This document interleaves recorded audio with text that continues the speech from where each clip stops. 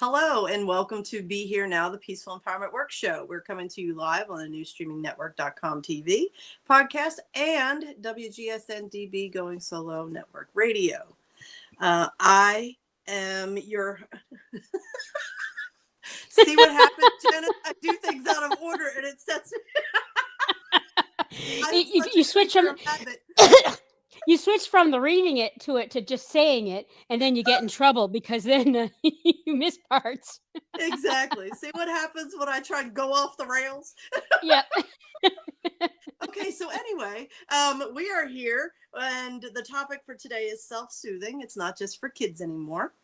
But before we dive into the show, if you like our content and would enjoy us spreading the word to others, please like, comment, share, and subscribe. I am your co-host, Judy Forder, and I am here with my co-host in peace, Miss Janice Leonard. Hi, everybody. So glad to have you here. So glad to have you here. And Judy and I, we do this every week. We share our stories. We talk about tools and how we deal and find peace and unconditional acceptance of ourselves and others. And we're happy to share that with you. We are a 501c3 nonprofit organization. And we have a website, www.peacefulempowermentworks.org. And if you go there, you can actually donate to us and deduct it on your taxes. Donate button on the top and on the bottom. And right now, we're pretty much doing this on our own dollars, so we wouldn't mind a few donations if you're able to. Yeah, that would be amazing.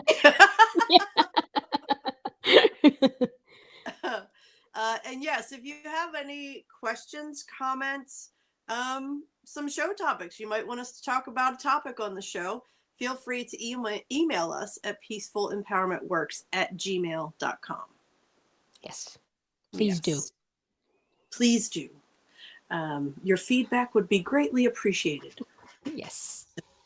Janice, how about you ring us in and get me grounded? Yes. Get me grounded. Yes, siree. Yes, siree. There we go. Okay. All right, everybody take a deep breath in your nose and out through your mouth.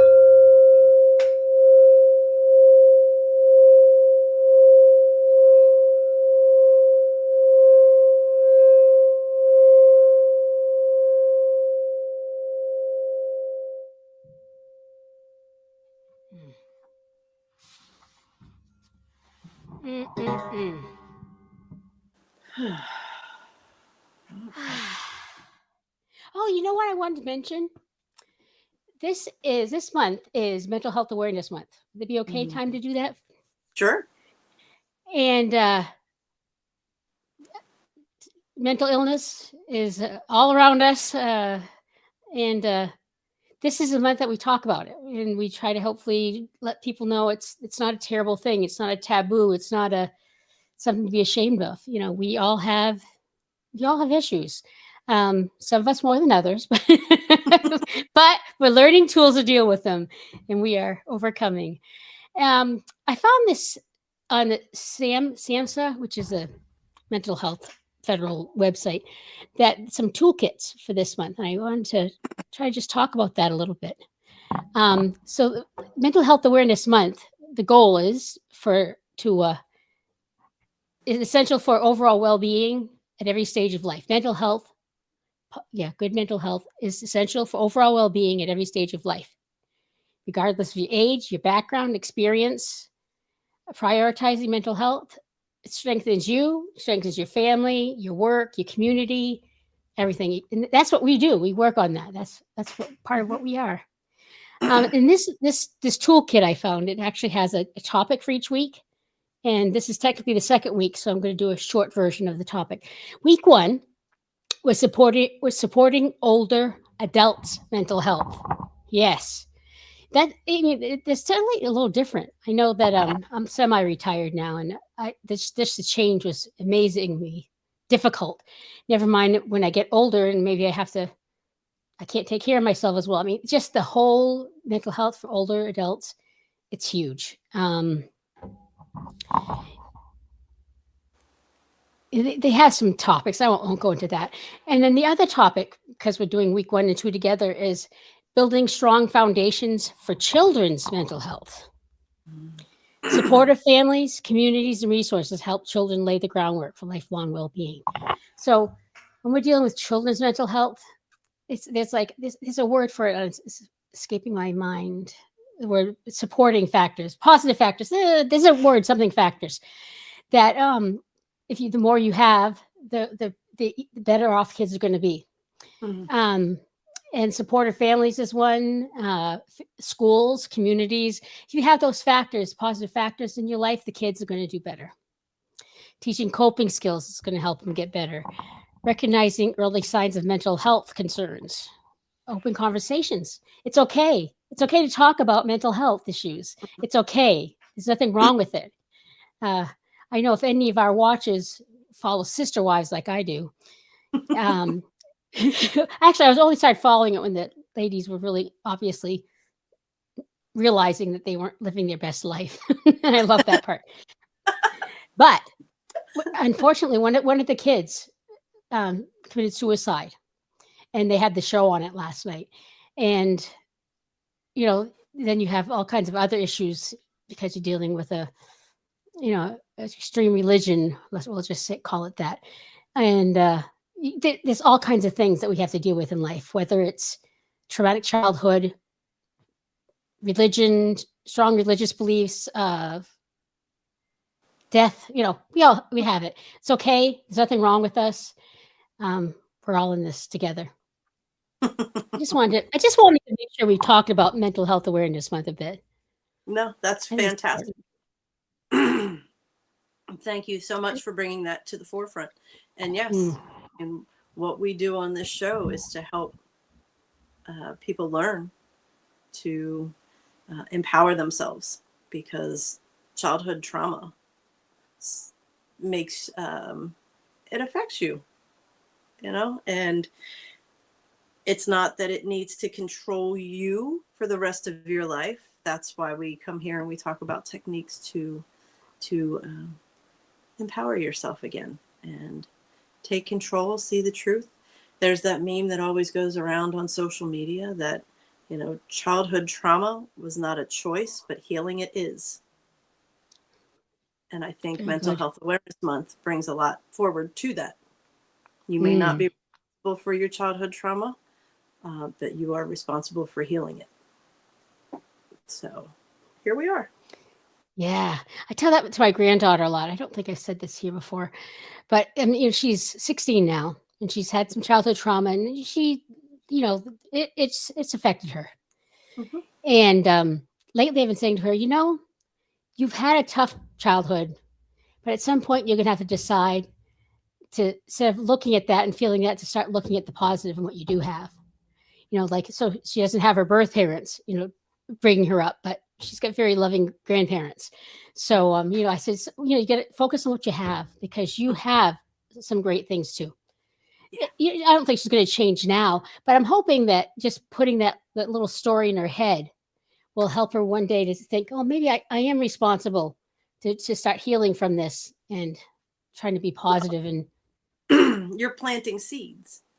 You're planting seeds. And you are a living example, because you are working to empower yourself. You're working to have a better life. So you are that living example of what it looks like to do that work. And one of the greatest gifts we can give our kids is living the best life we can, the happiest life that we can, embracing joy again, peace, love, kindness, truth. And when we do that, it sets the example for them to do the same. So planting those seeds, you being that living example, fantastic. Fantastic. Yeah. So, all right, let's go to our good news segment, Good News with Gogan. Okay, Cece, we're going to the next one. Actually, we'll go to two. That's the last one. You got to go back. You got to go back to I think we're on the second one. Yeah, we're on the joy-filled story time is Janice this week. There we go. Is Okay, now the next one. There you go. Yes. Okay, over to you, CC. Actually, yeah. Oh, oh yeah, this is what we do in Vermont. We pick up our trash on Green Up Day. Isn't it wonderful? We're missing the first part. Awesome, huh? Does your community do something, or has it done something that you want to share?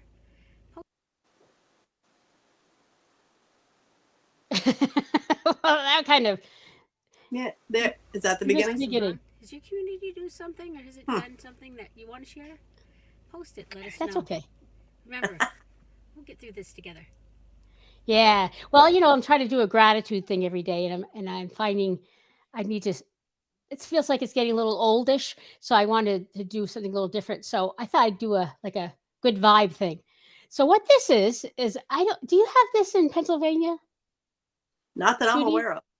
Okay. Well, we have this thing. It was last Saturday. It's called Green Up Day, and I don't know about you, but when spring comes, I hate driving around because you can see all the garbage on the side of the roads. Well, Mhm. I notice it, but you can really see it in the spring. And, we'd like to be a beautiful state. So what we have is this thing. We've had it for, I don't know, I think it's 20 years or more.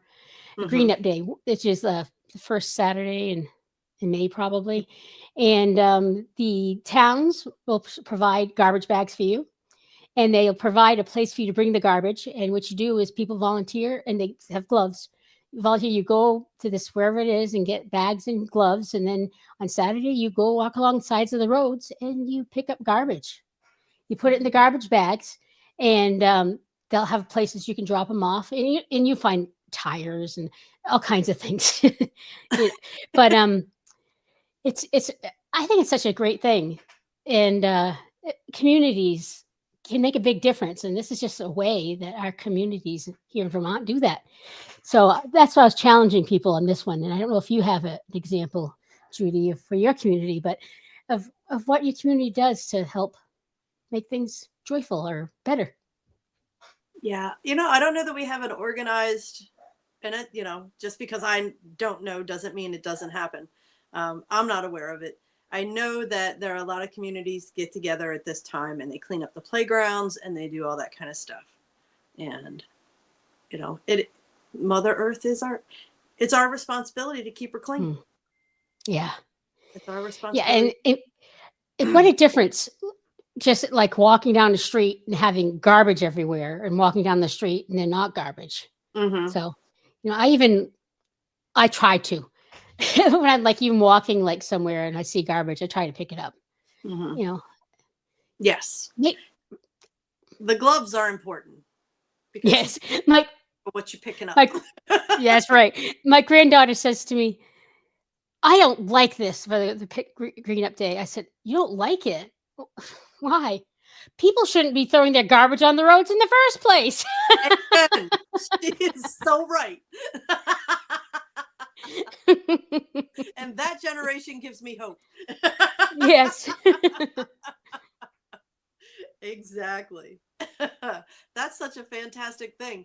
And just from hearing between you and Chris about the winters there, especially this winter, I feel like you all have gotten so much snow that even if people wanted to pick up trash, it's been buried under the next level of snow and the next layer of snow and the next layer of snow. So, yeah, once the meltdown comes. Exactly. And then what's interesting is when you do it, depending where you're picking up, it may not have been picked up in the recent years. Because, certainly I don't think every road in Vermont is covered by volunteers to have the garbage picked up. But so we were picking up near our house last year, and you have layers of garbage. Sometimes you see, the stuff that's recent, it's on the top, easy, but then you'll see part of a can underneath, and the gloves are so important. Last year, a couple of years ago, I was doing a drive, like a pull off, and where big trucks parking, and there's so much trash there, and you're picking it up, and I actually found bags of dead animals. Oh. What that was about. Yeah. That's odd. Okay. Yeah. So you could do a whole segment about strange things I found on the side of the road. During green up. Well, of course, I do watch a lot of police murder mysteries and stuff, and I was thinking, oh, there's probably a budding psychopath who's killing animals now and just throwing them there. My husband says, no, Selma's probably, well, he had a really logical answer that wasn't about killers, budding psychopaths. A very logical answer. I love it. You got to leave it to Mike to bring the logic. Oh. Oh, all right, Janice, what do you have for our weekly affirmation this week? Oh, okay. Next slide. Attitude is everything. That's right. One more, Cece. Thanks. I'm going to do it you because I think that's more effective. I've been playing with this now. You are a healing being. Mm. You love yourself. You take care of yourself. You are committed to being better, happier, and stronger. Mm. Look in the mirror and try saying those things to yourself, because you wouldn't say you. You would be saying I. Look at yourself in the mirror and say, I am healing. I love myself. I take care of myself. I am committed to being better, happier, and stronger. I dare you. Challenge accepted. I know the power of the I am healing, reminding yourself that, all of these things that we're going through and the work that we do to process emotions. And we talked about, healing past trauma is our responsibility. It's not, we've said it before, it's not unicorns and rainbows. It's hard work. And when you can continue to remind yourself that you are healing, this might feel really crappy right now, but the other side is so worth it. So when you keep reminding yourself, I am healing, I am healing, I am healing, the cells of your body are listening. And well, it's interesting. The last few days, I've had a hard time. And this morning, when I took my time out, took my shower meditation, I was like, yeah, but this is part of healing. This is part of getting healthy. Okay. I was able to say that. So it's so important to be able to say that because it gives you grace. Really gives you grace. Yes. Yes. And to follow that up with, I love myself. I mean, you're doing the hard work. You're feeling crappy and it's okay because I love myself enough to do it now. And that was the big challenge for me in the beginning. I just had to love myself enough to show up for me. Whatever that looked like, I had to stay, just like you have been saying, your goal was to remain present. That's what showing up is for me. No matter what it looks like, no matter what it feels like, here I am. I'm not grabbing a beer and trying to escape. I'm not distracting myself with other things. I'm going to sit in it. I'm going to feel it. And here I am is all I keep saying. And I love myself just enough to do that. Yeah. And when I could love myself just enough, that just enough kept getting bigger and bigger and bigger and bigger. Whereas growing up, I always thought, you go big or you go home. It's these little steps that make lasting change. One of the things I can't quite say right, because I like to say it in my daily videos, but it's how saying these positive things too brings you the positive things.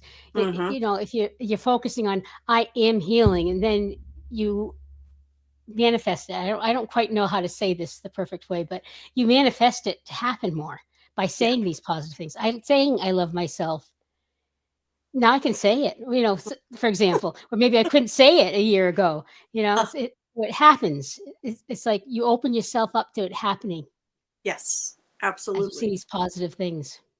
And that's what Chris and I talked a lot about on the show last week was focusing on the what you want more of. I want to love myself more. So that's what I'm going to focus on. Yeah. And when we do that, it changes the vibration because we manifest by what is a vibrational match. So that's what's important.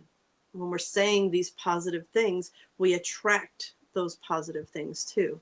And I, a lot of clients, even myself in the very beginning, is like, well, you know what? I love myself. No, I don't. No, I don't. What do you do when you look in the mirror and you say that, but you know in your heart it's not true? Well, how many times have you heard it? How many times have you been able to speak those words? So continue to speak them over and over and over again, because that's what we're aspiring to. I love myself more and more every single day. Declarations like that, because the reality is, and that's where I had to get real with me. I didn't love myself, but I'm working to love myself more and more every single day. So if I didn't, and then the next day I get a little smidge of love, okay. It's progress. Yep. It is. It is progress. It's progress. And progress is what we look for. Yep. So I love it. More wonderful affirmations from Janice. Yes. Okay. What do our pearls of wisdom have in store for us this week? Okay, Cece, we got the next one. Yeah, we got it. You don't have to believe in magic. You are magic. Believe in yourself. You don't have to believe in magic. You are magic. Believe in yourself. Mm. Yeah. That hit me. That hit me last night. And I'm not, sometimes these things hit in the heart and then I figure it out later. And this one is like, people need to understand. People need to hear that they are the magic that they search for. They are the magic that they're hoping somebody else shows up with. No, you are the magic. You are the gift. And when we can start to embrace that, we get to unlock all those magical things about us. And it's a beautiful thing. I feel like Janice and I are very much in that phase of unlocking parts of us that we didn't even realize we had. And that's, one of the things is coming here every week and sharing from our heart in hopes that it can help others. So, yeah, I think with so many years too, what's striking me about this is I didn't believe in magic. It's just, I'm just in the what's real right here, right now. I didn't have like dreams for a while, and magic. I think magic's a good word. mm-hmm. I didn't, so I'm reading that thinking, oh, you don't have to believe in magic. You are magic. That's, I'm gonna have to think more about that one. Yeah.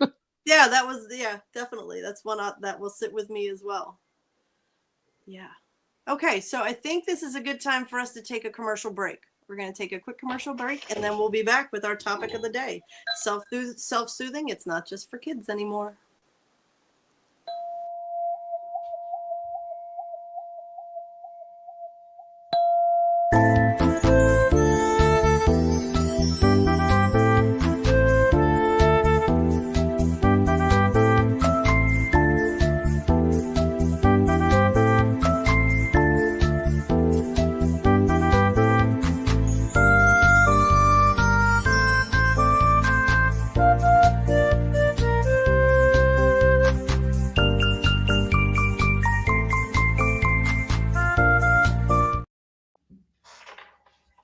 Welcome back to Be Here Now, the Peaceful Empowerment Work Show.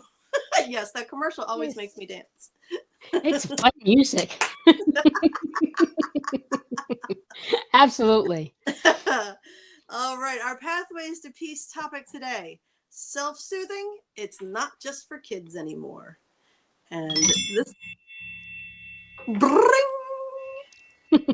Yeah, this was a topic that Janice sent my way from a newsletter that you received.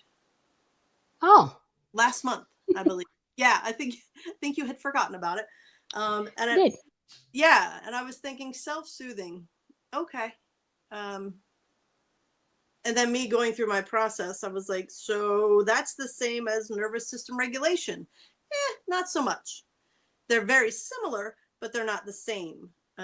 Self-soothing is specific techniques and behaviors used to calm emotions in the moment, whereas nervous system regulation is more of a physiological process that we use to balance the nervous system when it's overstimulated or understimulated, I just heard. So I thought we'd start out with definitions, and I found it interesting that there's different definition for the children and different for the adult, but it makes sense.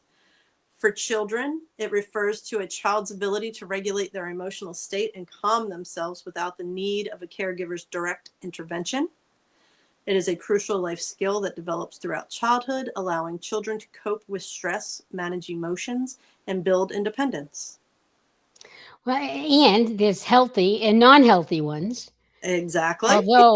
Although, for example, like overeating was one of my coping mechanisms when I was a child, Yeah. and it served its purpose. It did help me cope with stress, manage emotions, and build independence. I was making my own spaghetti when my parents left, and then washing the pans after, putting everything away so they wouldn't notice. And That's then a lot of independence right there. yeah, I was pretty good at that. Yeah. And also just watching TV to shut down to regulate emotions. Yeah. So it's funny because I think of child definition ones for me just have not necessarily healthy ones. It's Right. what's important is that when you have children, you help them develop healthy mechanisms. Yeah, and it's funny because a lot of the information comes on is about babies and sleeping and how they need to Oh, learn to self-soothe, and when they wake up in the middle of the night crying. And I will tell you, with Maddie, it was a nightmare, only because there were a lot of reasons. She didn't like sleeping in her own crib or anything like that. And then at the time, my partner, her other mother, worked a lot. It was, crazy hours, 80 hours a week and things like that. And she needed her sleep. So going through the process of trying to let her cry it out, it didn't feel natural to me, but that's what society told you to do. So I was doing my best. And then I had to be respectful of the fact that Tammy needed her sleep. So, it was a battle I had within myself, but Maddie was in our bed for a long time. We co-slept, as they call it now. We did that for quite some time. But she's a kid that has, I believe, did pretty well self-regulating, and definitely not to any benefit of me, because back then, we've talked about how I was a ragey mother and things like that. I would say things that were said to me, like, don't cry or I'll give you something to cry about. about Yep. If you want to go to your room, if you need to cry, go to your room and do it. And when you can get yourself together, you come back out here. Things like that. That's not really teaching a kid how to self-soothe. That's telling them, their emotions aren't valid, or if you need to express your emotions, get out of my face. That was not healthy. That was not healthy for her. But those were the things that I was told. That's what I was told as a child. So that's what came out. Yeah, I have to say my kids slept in the bed and then on the floor next to the bed. Mm. And someone told me back then but who's got the attachment issues, you or her? That's really a sign of the parent, because I could never make her cry and go in a room and cry and her wanting me. That would kill me. Mm-hmm. That was That's my an interesting question. Yeah. Huh. Yes. Okay. So adult definition. It's a psychological, in psychology, refers to behaviors individuals use to calm themselves when feeling distressed or upset. It's a crucial coping mechanism for managing stress and regulating emotions, helping individuals regain emotional equilibrium. So basically the same thing, just in adult form. So it wasn't until I started doing this work that I addressed my anger issues. And the don't cry or I'll give you something to cry about was actually something that Tammy and I argued about quite a bit, because she saw what was wrong with it and I didn't, because that's how I grew up. What are you talking about? Everybody in my family said that. My uncles, my aunts, my grandparents, everybody. And she was like, just because they all said it doesn't make it right. I'm like, yeah, shut up. Yep. Yep. You got to be ready to hear that kind of stuff. Exactly. Absolutely. So when you think about self-soothing as an adult, what type of things do you do when you're Well, in a traumatic or and it's funny because overwhelm can be overwhelmed with bad things and overwhelmed with good things as well. So when you're in that heightened state, what do you do, Janice? yeah, same thing I did when I was a kid. No, um, for most of my adult life, yeah, it was Mm-hmm. still the coping mechanism I learned then, which was eating Mm-hmm. and eating. I don't know, but especially carbs, because it Yeah. seemed to calm me down. So and shutting down from the TV. You Mm-hmm. know, like I had to be at home Saturday mornings. You know, yeah, I couldn't leave for school. And so being home is hard sometimes, and so I get the TV Saturday morning. I get to watch all the cartoons and that. Yes. Now, so what getting healthy has been a process of finding healthy coping mechanisms now as an adult. Mm-hmm. And you know, I still struggle with the eating. Um, I've certainly had all kinds of things done to help me lose weight. I've gone through everything from a gastric bypass to all kinds of diets to I've also got diabetes, so I've got the shots that also helps you lose weight, and I did that, and so here I am. I'm feeling like I'm a good weight for me, Mm-hmm. and but it's just ways because I couldn't stop the addiction, Right. the food addiction, and now it's just moderation and selection, you know. Mm-hmm. So that you do. So yeah, so it's I have to part of getting the positive coping mechanisms is also learning to deal with the negative ones. Mm-hmm. And one thing I'm not terribly good at this part. This so I take a shower. I mean that's one thing I can do, and I've got to use it as a like a meditation time, which I did a long time ago, but then I stopped doing it, and now I'm trying to do it again. Okay, this is time when I'm not shut down. I have to be Mm-hmm. present. I can't eat. You can't eat or watch TV when you're in the shower. No, you cannot. So it's I did that just, you know, like I said, the last few days has been hard. And this morning I just said, just take a shower, Janice. You know, Yes. don't don't worry about anything else. Just take a shower. And then after I was in there, because I was present, I mean Mm-hmm. I did I said, oh, so what's bothering you? What's going on? You know, I got to do that, trying to figure it out and please tell me what I should do and have kind of an answer come to me. So it was Mm-hmm. pretty cool. So that works. I do crafts, but I don't, you know, when I do it and I like working in the garden when I do it, you know, Mm-hmm. just things. But how about you? Those are great. Those are great things. I also do the shower meditation. Um, and one of the big things is when I can recognize that I'm feeling overwhelmed. Like what's going on here? Then I start asking those questions. Okay, what's going on? What am I feeling? Why am I feeling it? Um, I've shared my heart beanbag with people before. I have crystals that travel with me that this promotes balancing the nervous system.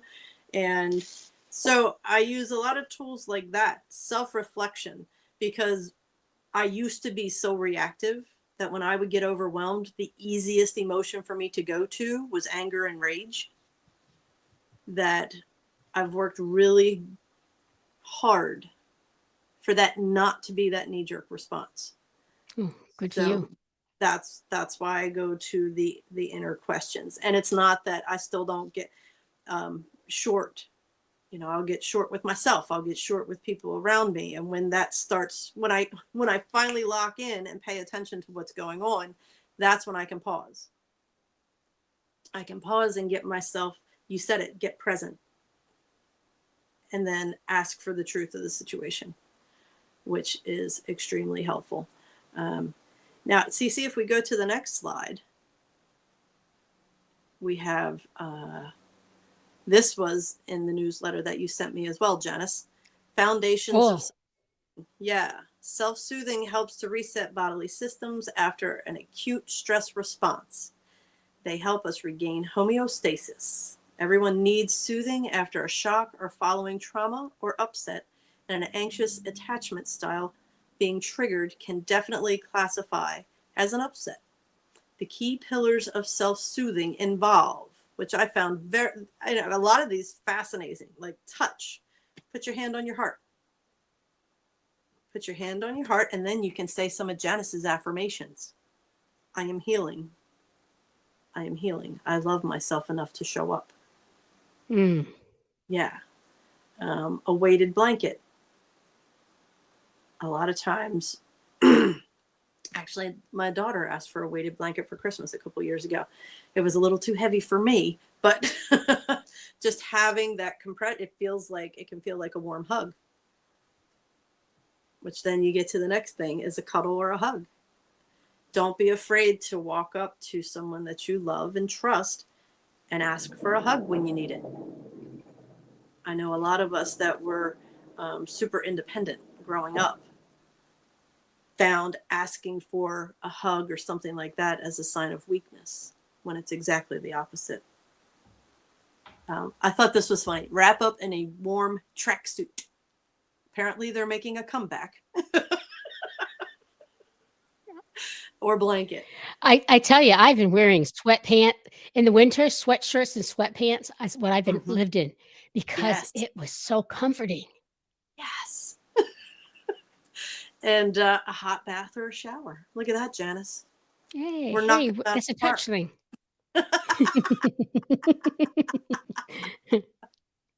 Now, are there any sounds that help calm you after there's been some type of trauma?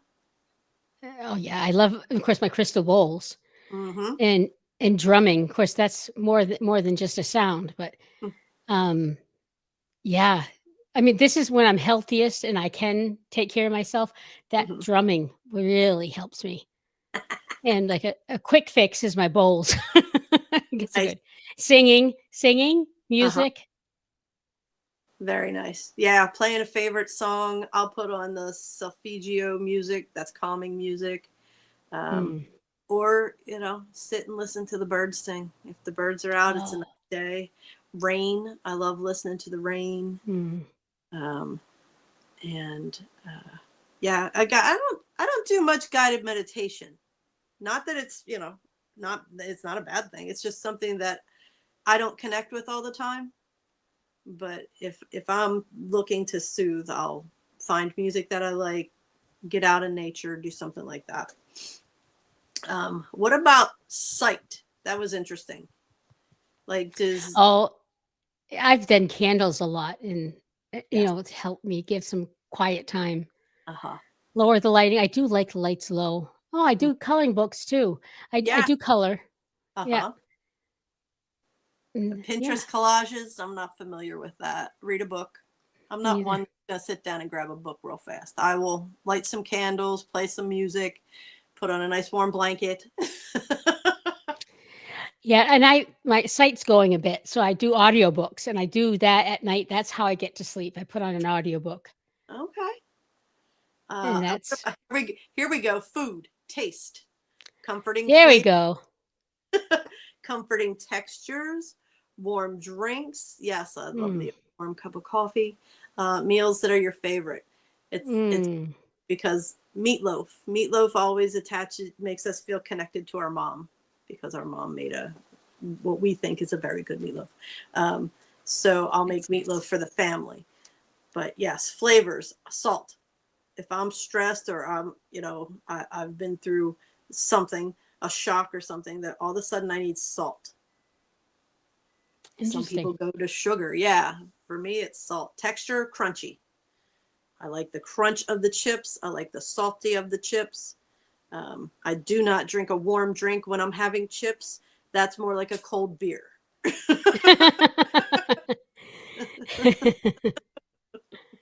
Yes, which if taken to the extreme could be a bad way of self-soothing. That's right.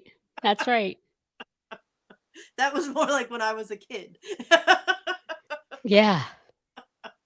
How about smells? How are you with smells? I do have some aromatherapy and essential oils that I Okay. use when I'm being really healthy, which, and heck, I do, actually, I do it before the show every day. I do my smudge. See? And I try to make that like a ritual, Hmm. or I just say, okay, help me be strong and be able to say the things, something what people need to hear, and Hmm.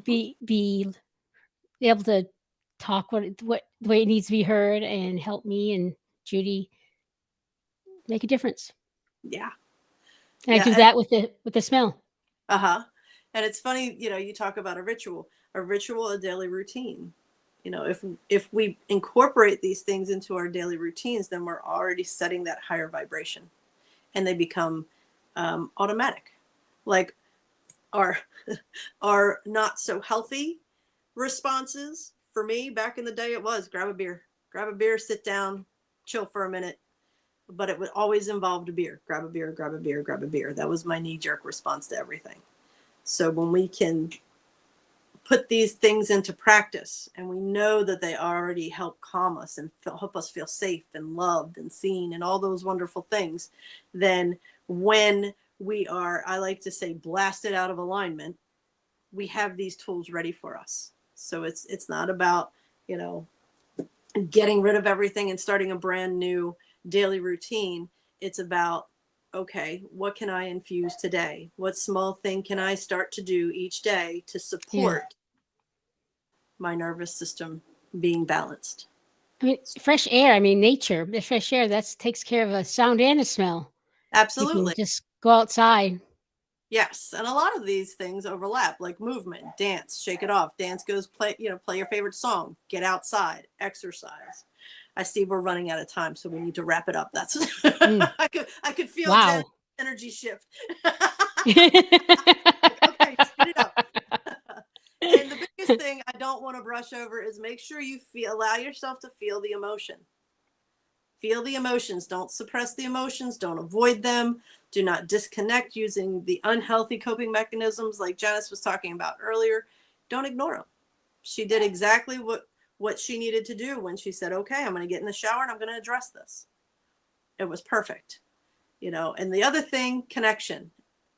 It's Mental Health Awareness Week. Month. So connection is Yep. important. Call a friend, call a parent if parents are still alive.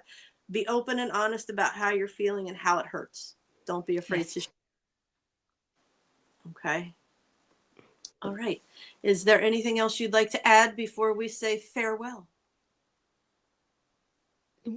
You don't have to do them all. You don't have to be perfect. Mm-mm. Just pick something and try to do it. That's it. Exactly. Explore and experiment. What works for you? And when I'm really having a hard time, I don't do these things, but Mm-mm. I can just go take a shower. And I didn't Yes. tell myself take a shower and figure the world out. I just said just take a shower. Yep. So okay, I can do that. Yep. And then the rest happened because I was present. So Exactly. just yeah. And that's beautiful. That sums it up right there. If you could just do the one thing, just do the one thing, the rest falls into place. Yeah. So we want to thank you all for joining us today. Thank you for choosing to be here now with us. And please always remember, You are not alone. and don't ever forget, you are awesome. Thank you so much. Thank you, Thanks Janice. everybody. We'll Thank you. see you next Judy, time. have a good one.